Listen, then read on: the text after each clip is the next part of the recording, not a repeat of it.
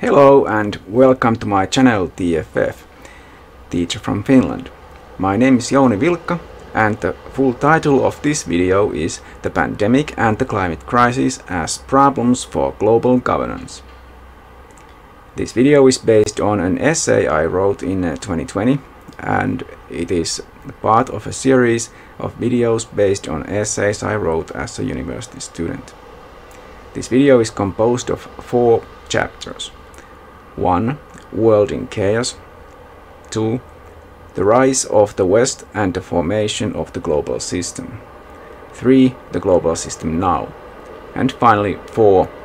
No Return to the Normal. What next? We live in interesting times, unfortunately for us.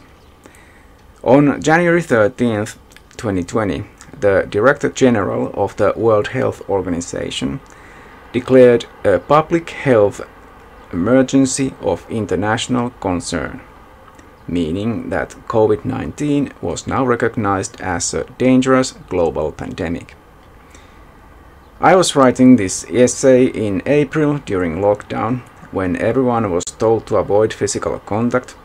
There was talk of social distancing, although physical distancing is what was actually meant and needed, and still is. Masks and hand sanitizers were quickly being manufactured and made available in every store. Public places like schools were closed. Those who could worked from home, and it was a state of emergency. In the essay, I predicted that the emergency would last considerably longer than the optimistic officials were hoping for. At present, in 2022, it seems that most people have given up trying, as few are using masks anymore. Especially old people keep dying as a result. In 2020, as I was writing the essay, the Finnish Multidisciplinary Research Unit, BIOS, had recently published an article titled Quick, Slow and Intertwined Crises: Ecological Reconstruction in an Uncertain World, where they explained how there are at present not just quick crises like the pandemic, but also slow crises like the climate change crisis, and that these different crises are also intertwined in nasty ways.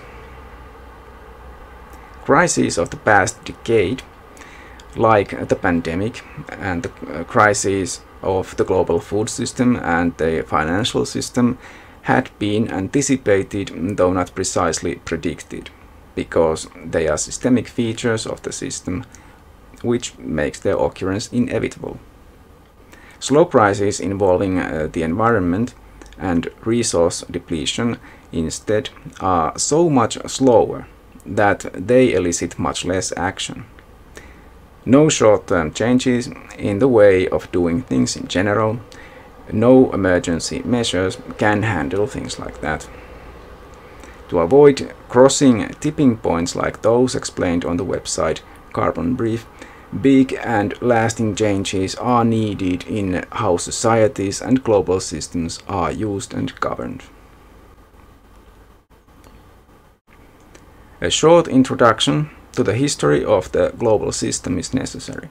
The following is, for the most part, based on Charles A. Kupchan's No One's World: The West, the Rising Rest, and the Coming Global Turn, published by Oxford University Press in 2012. The so-called Western countries rose to global dominance from Europe between the 16th and 19th centuries.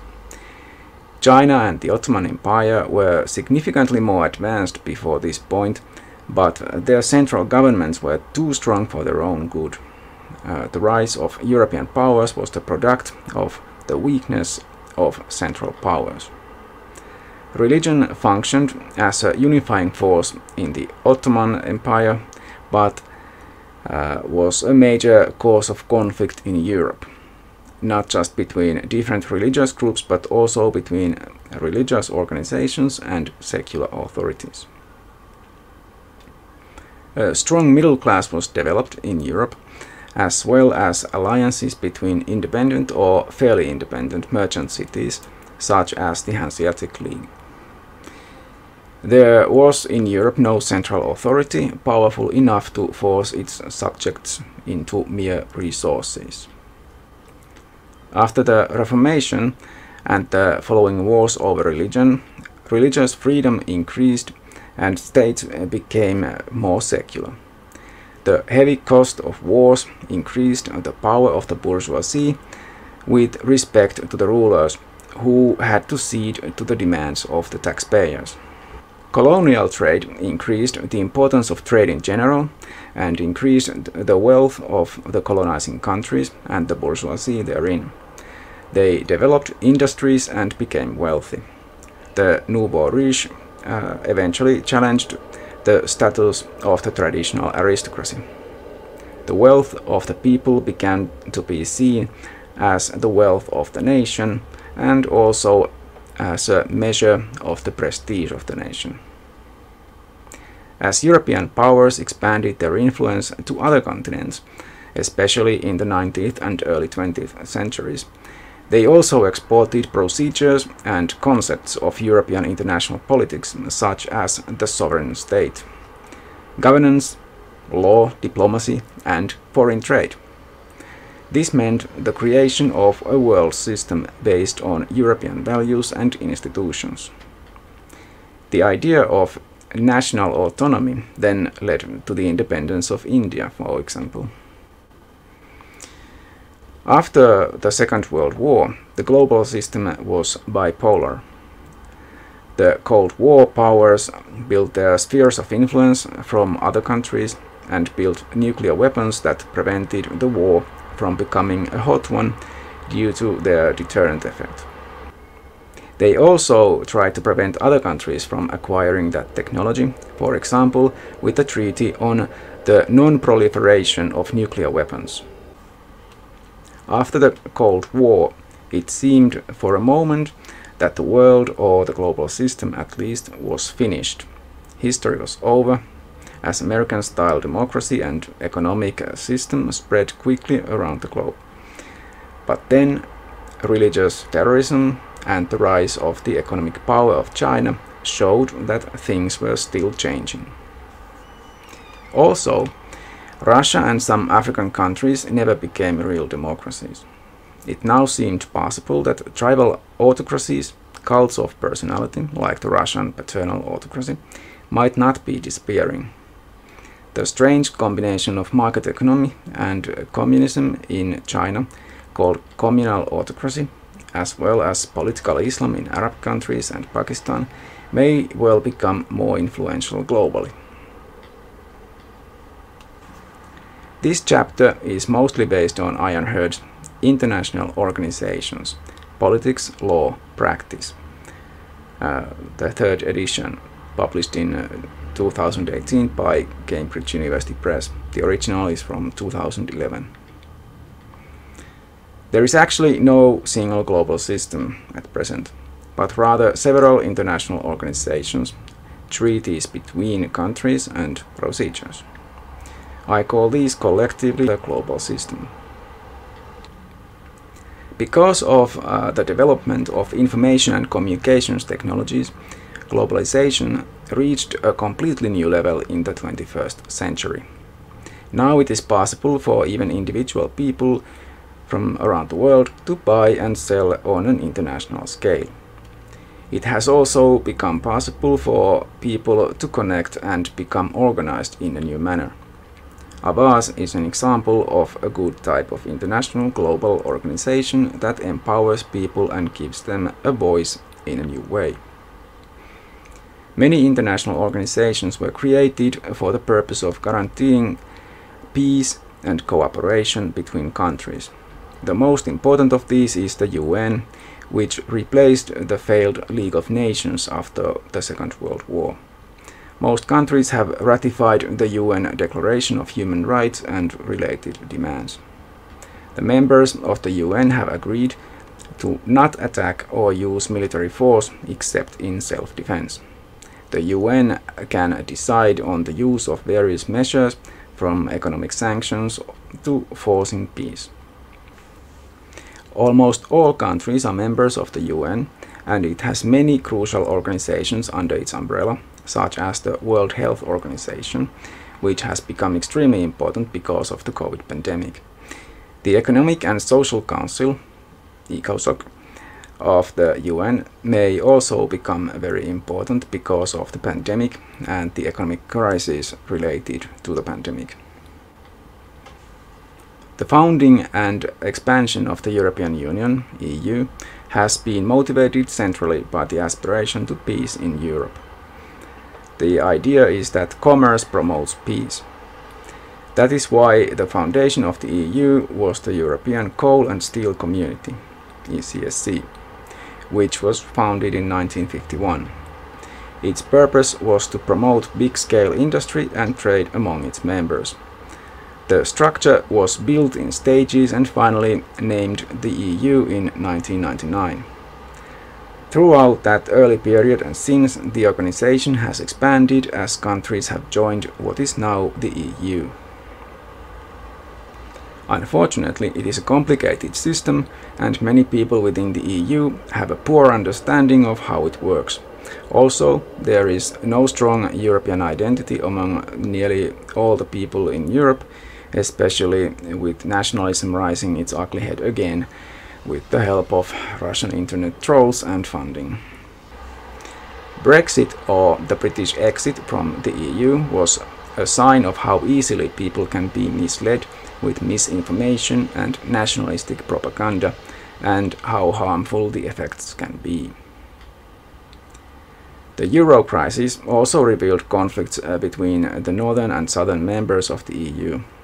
In 2010, some EU countries failed to balance their economies, but in 2020, the pandemic forces all of them to fail in that, as all countries are taking huge debts. The lack of unity and solidarity between countries has become apparent. The rise of Nazism or fascism is threatening the values of the EU. Some countries within the EU have been sliding into dictatorships, which shows the weakness of the EU in promoting its values within itself. At least the EU has been able to show unity in the face of the Russian aggression against Ukraine in 2022, probably against the expectations of dictator Putin. The World Trade Organization was founded to regulate global trade. At its core is the General Agreement of Tariffs and Trade, or GATT, originally from 1947. Members of the World Trade Organization are required to not favor any member in trade, but rather to apply the same tariffs to all of them. The main problem the World Trade Organization is often rightly criticized for is that the high-tech products of the wealthy nations can easily flow, because of the low tariffs, into poor countries, but at the same time the agricultural or otherwise low-tech products of the poor countries cannot compete with the agricultural production of the rich countries, because of the aid the rich countries give to their own agricultural producers. The World Trade Organization is not all bad or useless, though. It does facilitate commerce even between individual people, as I mentioned earlier. In the current global economy, complicated products are no longer produced in a single place or even a country. Instead, the finished product is compiled from parts manufactured in many places around the world by subcontractors. This means that people and businesses have to compete globally, and typically this has meant that the production has moved to where the labor is cheapest. The pandemic has caused production to slow down, as lockdowns have caused factories to shut down all of the production. One link in the chain of production can theoretically be replaced with another link, but a global pandemic makes that more difficult. To achieve the same through strikes, by workers is far more difficult and requires global organizing. But it is possible with modern ICT in principle. The International Monetary Fund, the IMF, was formed to regulate currencies, and the main purpose of the organization is still to promote stability in global markets. Since the 1970s, when the Bretton Woods system was dismantled, the values of currencies have depended on the currency exchange markets. The IMF is attempting to stabilize markets by collecting money from its members and lending it to countries that have difficulties receiving loans from the markets, or the other countries. The IMF requires the countries receiving money from it to implement certain measures, some of which are highly questionable. The interesting situation now is again caused by the pandemic, as many countries have imbalanced the economies, but may still need the help of the IMF. The World Bank was also founded immediately after the Second World War. Its purpose was to help countries recover from the war and to rebuild. To help in this, the World Bank gave out low-interest loans to reconstruction projects. It can also guarantee loans and give grants. The economic damages caused by the pandemic may require some of these forms of help from the World Bank. Dealing with the economic effects of the pandemic might open up an opportunity for the IMF and the World Bank to demand changes in the global system and all countries that would help them to prepare for the much worse catastrophe caused by climate change, also known as anthropogenic global warming. Since individually countries seem unable to brace for the impact of the climate crisis and other global environmental disasters due to lack of political will, these international organizations could be the only way for humanity to finally do something significant to prevent or at least mitigate their effects. The International Labour Organization, ILO, is the last organization I will mention here. It was founded immediately after the First World War. The reason for founding the organization was the realization that wars could be waged in the future because of the disparity between the wealths of nations, as well as their race to the bottom in trying to weaken the terms of employment in order to compete with other countries. Unfortunately, various forms of race to the bottom seem to be reality in the current global stage. The ILO has no means to force any country to accept its recommendations for things like terms of employment, but member states can choose one of its conventions and make it a binding one for itself. Afterwards, failing to comply with those conventions can result in other countries taking up punitive measures recommended by the ILO.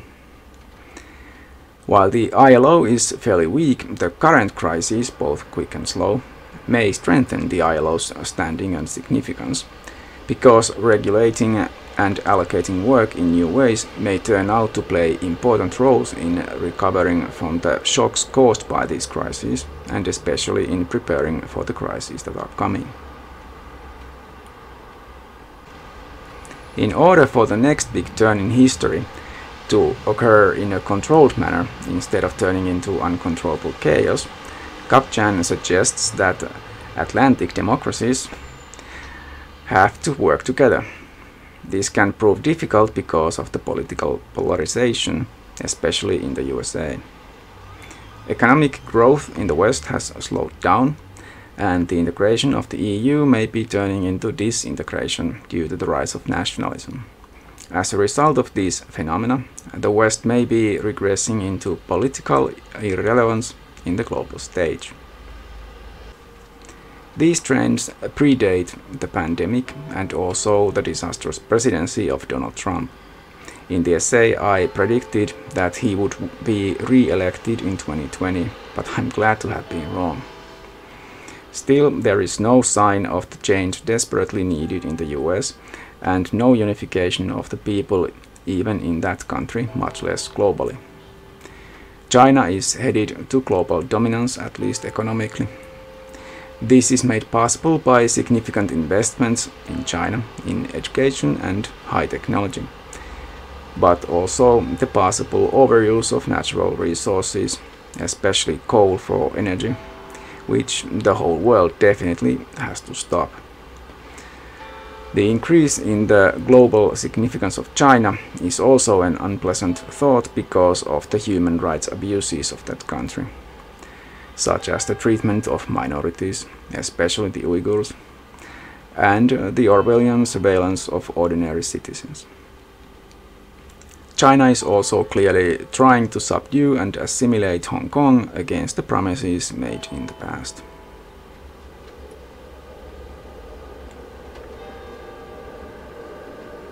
The title of Kapchan's book refers to the change in world politics. The West is losing its leadership position, with even NATO possibly losing significance as the US is losing interest in it. That may change because of Russia's or Putin's stupid attack on Ukraine, which has had the effect of uniting much of the West and turning Finland and Sweden, two previously traditionally staunchly neutral countries, into NATO membership applicants. Kapchan predicts that the future of global politics will be multipolar, or not in the hands of any single concentration of political actors.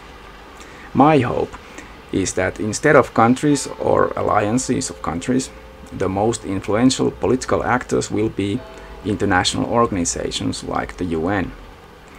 They need to adapt and be modified to be able to take on the leading role, but to me that seems like the only plausible hope for the survival of civilization and perhaps even of mankind. That is because of the slow crises, especially those brought on by climate change. As the BIOS research group points out, there is no vaccine for global warming. And so there cannot be a return to the old normal after the pandemic. If we wish to prevent or even significantly mitigate the catastrophes caused by anthropogenic global warming. At present, large areas of our planet are experiencing unusual heat waves before the hot season has even begun. People are dying, crops are failing, even wild animals are dying, eagles falling dead from the sky in India, for example. Despite its urgency, climate change is not the only crisis we are facing. We are running out of many basic resources. Perhaps unrealistically, many companies are already dreaming about mining the asteroids for the materials required to manufacture batteries, for example. We have huge problems with waste, with many countries having essentially no ability to recycle materials. Poor countries are being used as trash heaps. Microplastic already covers the earth, affecting ecosystems, even ending inside humans. Human populations, habitats or agriculture are taking up all the space, leaving far too little space for wildlife. This is also one of the causes of epidemics and pandemics, as diseases spread from one species to the next, including humans as well. The use of wild animals as food is one of the causes of this transfer of diseases. We are causing a massive wave of extinction of species. At the same time, our agriculture has become too limited, using a dangerously small number of species, about 12 different plant and 5 different animal species, at least in Finland. This is dangerous because it exposes us to the risk of widespread crop failure. This is especially urgent now that Russia and Ukraine, two major producers of wheat and other cereals, are not exporting crops as much as they used to because of the war. The use of animal agriculture is also itself not only unethical from the point of view of how animals are being treated, but it also wastes resources, energy, water, food. We could use the land to grow food rather than fodder, for example. Animal agriculture is also a big source of greenhouse gases, especially methane. All these and other unmentioned ecological and other crises vitally require the cooperation of scientific communities and organizations. Even they alone are not enough to prevent those threats, unfortunately. Global political action is required. One of the strategies to globally combat many of these crises could use the help of ILO. It is necessary to stop the competition between countries as the providers of cheapest labor. Instead, a global common foundation of social security should be devised. A central part of that should be the Universal Basic Income, UBI. It is required for socially just transition in the economy. Green technology, and especially the idea of circular economy, would have to be the foundation of that economy. In the US, this plan is known as the Green New Deal. In the EU, it is called the European Green Deal. The importance of the universal basic income in combating environmental disaster is in how it enables the required change in lifestyle, slowing down productivity, and also facilitating small business. Our way of life simply has to change. Mankind must achieve carbon neutrality by 2050. And after that, we still need to be able to reduce the amount of carbon dioxide and other greenhouse gases in the atmosphere. All the mentioned international organizations, and probably many others, are needed to turn this hope into reality. It is at best uncertain whether we can make the change in time, but we have to at least try. This is an existential mission for our civilization, for science, and perhaps even for all of humanity. There is no return to normal.